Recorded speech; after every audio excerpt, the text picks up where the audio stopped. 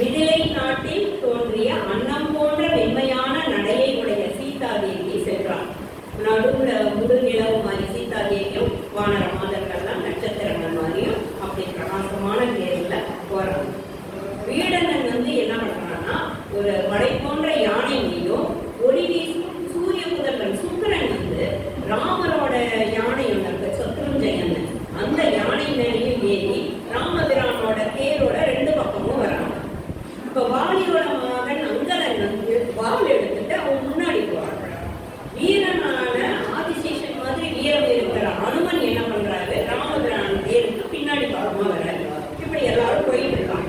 இதுல வானர தலைவர்கள்லாம் என்ன பண்றாங்கன்னா, அவங்களும் ஆனந்த வடிவத்துல மாறி வீரத்தோடையும் அன்புடையவர்களாகவும் பெரிய பெரிய வெண்கொற்ற கொடைகளை எல்லாம் பிடிச்சிட்டு சந்தன குழம்புகள்லாம் மார்புல பூசிட்டு அழகிய வாசமான மாலைகளை எல்லாம் அணிந்த மார்புடையோட 67 கோடி அளவு வானரங்கள், அத்தனை வானர தலைவர்களும் அவங்க யானையின் மேல வந்துருக்காங்க. இப்ப இவ்வளவு பெரிய ஊர்வலமா எல்லாரும் வந்துருக்காங்க அயோத்தியிலும். 18 நாடுகளை சேர்ந்த மன்னர்கள் ராமனை தொழுது சென்றனர். தேவர்களும் முனிவர்களும் பூமனை குடியிறாங்க மேல இருந்து. அது எப்படி இருந்ததுன்னா, தேவரும் முனிவர் தாமும் திசைதோறும் மலர்கள் சிந்த ஓவலின் மாறி எய்த எங்களும் முதிர்ந்து நீங்கி தேவர் மலரால் வேறோர் இடமின்றி கிடந்த வாற்றால் பூயனும் யாமம் என்று இவ்வுலகிற்கும் பொருத்தின்றேன். தேவரும் முனிவரும் பூமாரி குடியது எப்படி இருந்ததுன்னா, இந்த உலகத்துல ஒரு இடம் விடாம எல்லா இடத்துலையும் மழை வந்ததுன்னா எப்படி இருக்குமோ அந்த மாதிரி பூவாலேயே பூமாரி பொழிஞ்சு எல்லா இடமும் வெறும் பூக்களாலேயே நிறைஞ்சிருக்கிற மாதிரி இருந்ததுதான். அந்த இடம் எப்படி இருந்ததுன்னா, நம்ம உலகம் பூ உலகம்னு சொல்றதுக்கு பொருத்தமா இருந்தது அப்படின்னு நம்ம கம்பேர் சொல்றாரு. இப்ப இந்த அயோத்திக்கே ராமர் வராரு. வந்தோடனே 14 ஆண்டுகளாக இல்லாத விஷயங்கள்லாம் நடக்குது. யானைகள்லாம் கழிப்புள்ள மத நீரைத்து இருக்கிறாங்க. அப்புறம் குதிரைகள் ஆடித்தன, மரங்கள் பூத்து குலுங்கின, மங்கையர்கள் உடலில் பசலை கூட்டன, எல்லாம் செழிப்பா இருக்குது. எல்லாம் நல்ல விஷயங்கள்லாம் நடக்குது. தாய்மார்கள் மூவரையும் ராமர் வணங்குறாரு, வசிஷ்டர் முனிவரை வணங்குறாரு. அப்புறம் அவங்க குலதெய்வம் பரம்பரையா ரங்கநாதரை வழிபட்டுட்டு வருவாங்க. அந்த ரங்கநாதனையும் போய் வழிபட்டு அவர் பார்க்கிறாரு. வணங்கும் போது இளமகளும் திருமகளும் நர்த்தனம் ஆடுவது போல இருந்தாலும் அந்த மாதிரி ஒரு காட்சி ராமர் கண்ணுக்கு தெரிஞ்சிருக்கு.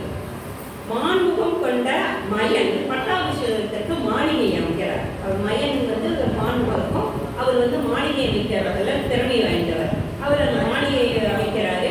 அப்ப வசிஷ்டர் ராமருக்கு முடிசூட்டுறதுக்கு நாள் குறிக்கிறாரு. அனுமன் 7 புனித நீர்களையும் அப்புறம் 9 புனித நீர்களையும் 7 கடல் நீர்களையும் பொற்குடங்கள்ல கொண்டு வர்றாரு. மற்ற ராஜாங்கள்லாம் 18 ராஜ்ய மன்னர்களும் யானைகள் மீது சரையூர் நதி தீர்த்தத்தை ரத்தின குடங்கள்ல ஊதுகருவி ஒழிக்க சங்கு முழங்க கொண்டு வராங்க. இப்ப அங்க அரியணை அமைக்கிறாங்க. அது எப்படி இருந்தது அரியணைனா, மாணிக்க பலகை, வைரக்கற்கள் தெரிந்த பொருத்தப்பட்ட கால்கள், சுற்றுப்புறம் ஆணி பீடம், பளிங்கு பீடம். அதுல அணிகலன்கள் அணிந்த ராமனும் திருமகள் அவதாரமான சீதையும் அமர்கிறார்கள். இப்ப வசிஷ்டரை ஒவ்வொரு பொருளா கேட்கிறாரு. நான் திருமண சடங்குக்கு தேவையான பொருள்லாம் கேட்டோம்ல. சுமந்திரர் அவருக்கு வயதில் மூத்தவர் சுமந்திரர் கொண்டு எல்லாத்தையும் கொடுத்துறாரு. இப்ப தேவர்களும் முனிவர்களும் முதல்ல திருமஞ்சன அபிஷேகம் பண்றாங்க. அது எப்படி அபிஷேகம் நடந்ததுன்னா, மங்கள கீதம் பாட, மலையொளி முழங்க, வலிய வாயுடை சங்கினம் புகுற, தாளமும் மத்தளமும் தேரொளி எடுக்க, பல வகை இசைக்கருவிகள் முழங்க, ஆரவாரம் எழுப்ப, மலர்மழை பொழிய, வீடனன் அனுமன் சுற்றி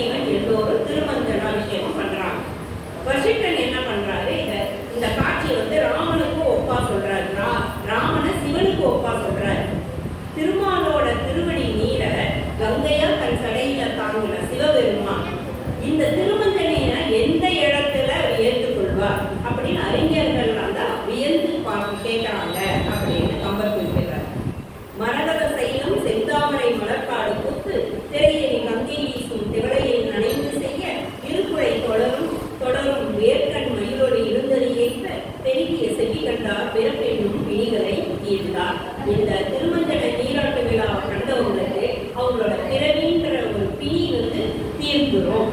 அந்த அளவுக்கு புண்ணியமான ஒரு விஷயம் இது அப்படின்னு சொல்றாரு. அடுத்தது அனுமனுக்கு ஆஞ்சநேயர் எல்லாரும் வராங்க. ஆஞ்சநேயர் வந்து அரியணையை தாங்குறாரு. அங்கதன் உடைவாடு உயர்ந்த பரதன் மென்கொற்ற குடை கவிக்க இருவரும் கவரி வீச விரைசரி கமல காட்சியை வெண்ணெய் மண் சடையன் தங்கள் மரபிலோர் கொடுக்க வாங்கி வசிட்டரை குடைந்தான் மொழி. இப்ப வசிட்டர் என்ன பண்றாரு? இப்ப இந்த இடத்துல இந்த பாட்டுல வந்து ஒரு இடத்துல கூட ராமருக்கு மணிமூடம் சூட்டனதா சொல்லவே இல்லை.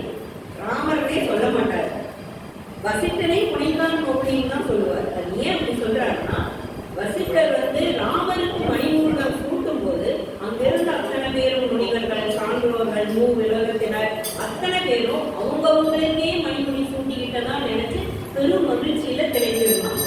அதனால ராமரை குறிப்பிட்டு சொல்ல மாட்டாங்க. அது பொதுவாக எல்லாருக்குமே நடந்த மணிமூடி மாதிரியா. அதை வந்து அனுமன் தாங்குறாரு. அங்கதன் உடைவாள் ஏறி இருக்கிறாரு. சகோதரர்கள் 2 பேரும் கவரி வீசுறாங்க. பரதன் மென்புடை பிடிக்கிறான். இதுல இன்னொரு சிறப்பு என்னன்னா, கம்பரை வந்து வளர்த்த சடையப்ப வல்லர் அவர் வந்து கம்பரை புலவராக்கி கம்பராமாயணம் எழுதுவது